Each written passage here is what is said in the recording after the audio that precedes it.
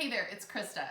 When it comes to sweet treats, it can be a challenging area because there's so many processed and convenient items. And so if you're anything like me, I just love having one bite. That's all I need is just one bite after a meal of something sweet just to kind of satisfy my sweet tooth. And so one of the things that we love to do, which we used to not love to do, is dark chocolate, because I didn't think I liked dark chocolate. I thought it was too bitter. And so whether it is dark chocolate chips or a dark chocolate bar, I highly recommend starting at about 60 or 62% and then going up from there. And just a bite of dark chocolate can really satisfy a sweet craving. But there's one thing that you need to know when it comes to dark chocolate. So you've got to look at the ingredient label, because a lot of times that if it says processed with alkali, that means that all the nutritional benefits of that dark chocolate have been processed out. It means they've sucked all the good stuff out. And so, but there are a lot of really great options at our local stores, at Aldi, at Walmart. You just have to look at the ingredient label. So definitely try dark chocolate as a just quick go-to, satisfy your sweet tooth. Even try some that have almonds and sea salt. It'll add a little bit more flavor. But so what I wanted to show you today is an idea that we absolutely love.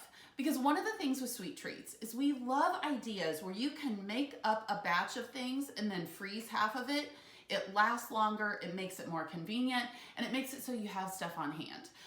Because we know that's the pitfall of grabbing the stuff we shouldn't be eating, is when we don't have things on hand when we're craving something sweet.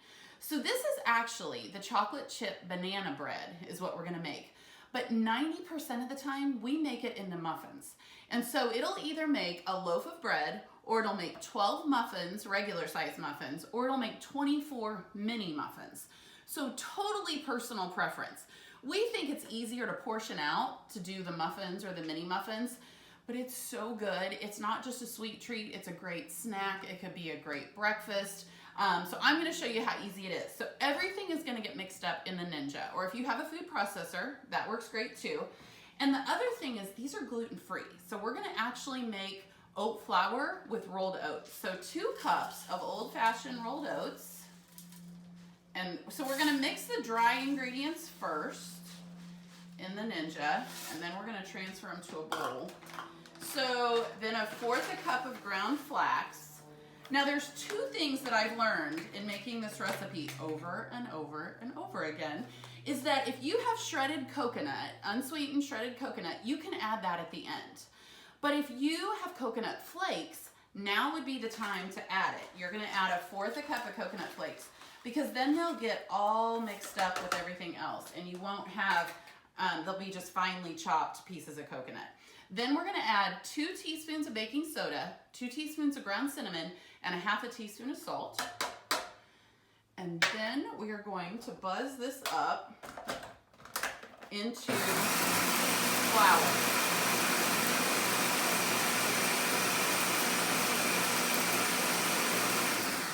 So it doesn't take long at all. And then we're gonna dump this in a bowl. So there's our dry ingredients. And now, it doesn't really matter if you get absolutely everything out. So the next thing that's gonna go in is banana. This is the second tip that I have learned, is I went to make this one time and was just crushed because I only had 2 fresh banana and the recipe called for 3. And one of the things that we've gotten into a habit of doing is putting bananas in the freezer, because we make banana ice cream. And so I'm gonna add 2 fresh bananas and 1 frozen banana. It's been sitting out at room temperature just a couple minutes, and frozen works great. Now we've never done it with all 3 frozen. We've done it with 1 or 2 frozen, and it still works beautifully. So you're gonna mash this up.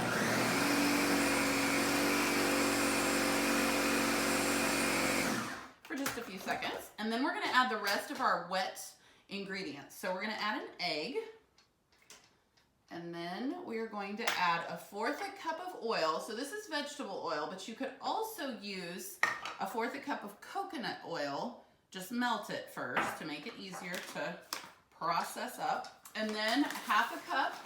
Now this is coconut sugar. You could also use brown sugar or regular sugar.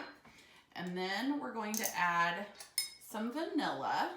The recipe calls for 2 teaspoons, and this is concentrate, so I'm just using 1 teaspoon. And then 1/3 cup of plain Greek yogurt. And so I love recipes like this where you don't even have to dirty a mixer or anything. Okay, so now we're gonna process again.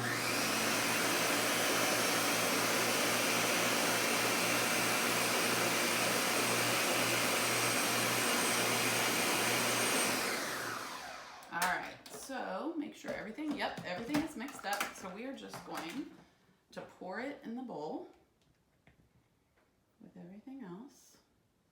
Now, this is the part where if you were using shredded coconut, you could go ahead and add it. After we get it all mixed up, you would add your shredded coconut here. But since we already added it in the Ninja, we are good to go.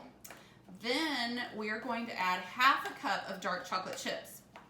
So you could also use semi-sweet chocolate chips, but we have got just these Ghirardelli 60% dark chocolate chips that we're gonna dump in now. And then stir it up. So easy. So then you're just gonna fill your muffin cups about 2/3 full.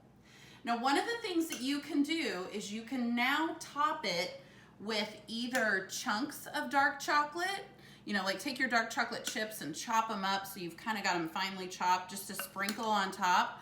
Or you can take mini semi-sweet chocolate chips and put a few of those on top. Just gives it a little bit extra chocolatey flavor. And then we are going to put these in the oven. So the regular muffins need to bake for 16 to 18 minutes, kind of depending on your oven. And then the mini muffins would only take 10 minutes. And then if you're cooking the loaf of bread, this would actually, I could probably squeeze 2 more muffins out of here. But if you're cooking the loaf of bread, it would take about 45 minutes. So we're gonna pop these in the oven and let them cook. All right, so we just got our chocolate chip banana muffins out of the oven. They look fantastic. So all you have to do is let them cool down and then go ahead and freeze 1/2 of them, but keep them in the refrigerator and we think you're gonna love them. But it doesn't stop there. We have some other ideas, including another one of our favorites that requires no cooking is the peanut butter power balls. They have oats in them and ground flax and natural peanut butter and dark chocolate chips. They kind of taste like a Reese's peanut butter cup in one little bite. They also freeze fantastic. And you can always have fruit for dessert, but it doesn't have to be boring. We have fruit crisp ideas, and we have oatmeal cookie parfait cups with fruit in them. So the possibilities are endless. We would love for you to check out Snacks and Sweet Treats and let us know what you think. We'll see you soon.